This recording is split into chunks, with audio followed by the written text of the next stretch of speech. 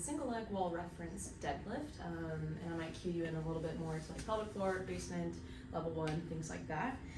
So if you remember in a lot of things that we talk about, we only want to be in the basement if we want that pelvic floor to have that full range of motion.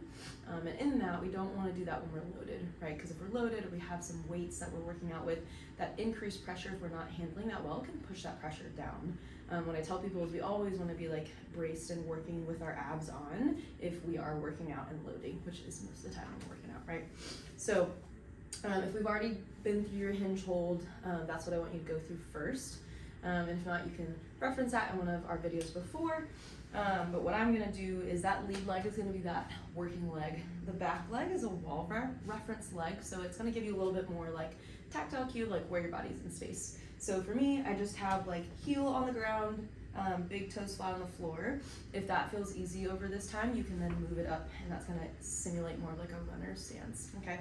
So right here, front leg's gonna be the one working, so my weight, I'm using a kettlebell, is gonna be on the opposite side, okay?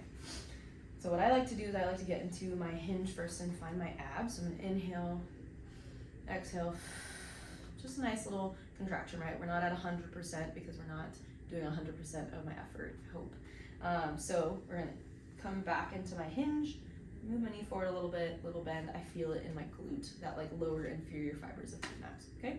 So from here, when I reach down, I wanna still find my abs. I'm gonna inhale, exhale, hold on to that. And then when I inhale, I reach down.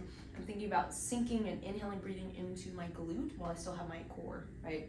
Inhale here, exhale, drive up with your glutes, and think about driving down through your big toe. So again, holding my core here, exhale, inhale down, same position, exhale, drive, okay? If you feel like you wanna get more hamstrings and glutes feeling pretty good, you can think about driving down through your heel. So it kind of looks more like that. And I feel that in my hamstrings.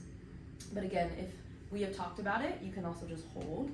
So maybe I get into my hinge hold, and I just hold that weight there. Just breathe, 3 to 5 breaths here, nice and long. The one thing I wanna tell people is like, try and not lean over into that left side that or that lead leg that you're working on. Work into like leaning back into the other side. That's not the working leg, okay? So I'm staying balanced, pressing down through my big toe. Exhale. If I want to sit back and feel my glute more, I'm going to hinge a little bit more. But again, just like mess around with your hinge, right? So maybe I don't go as far back. Maybe I move my knee forward, or maybe I might bend my knee a little bit more. Just working through that is going to help you kind of target the things that we want to focus on, depending on if you're my client or one of my other friends here at Eastside.